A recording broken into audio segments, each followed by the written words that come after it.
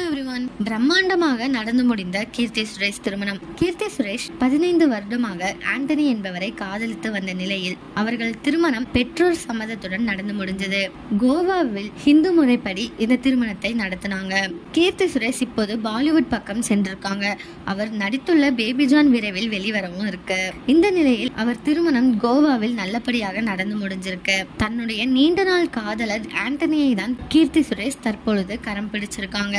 இவர்களுடைய காதலுக்கு இரு வீட்டினரும் சம்மதம் தெரிவித்த நிலையில் திருமணமும் கோலாகலமாக நடந்து முடிஞ்சது.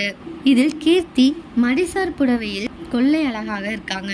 கழுத்தில் தாலி ஏறும் அந்த நிமிடத்தில் அவர் முகம் பூரிப்பில் சிவந்திருக்கு. இந்த போட்டோக்கள் தற்பொழுது இணையத்தில் வைரல் ஆகி கொண்டிருக்கு.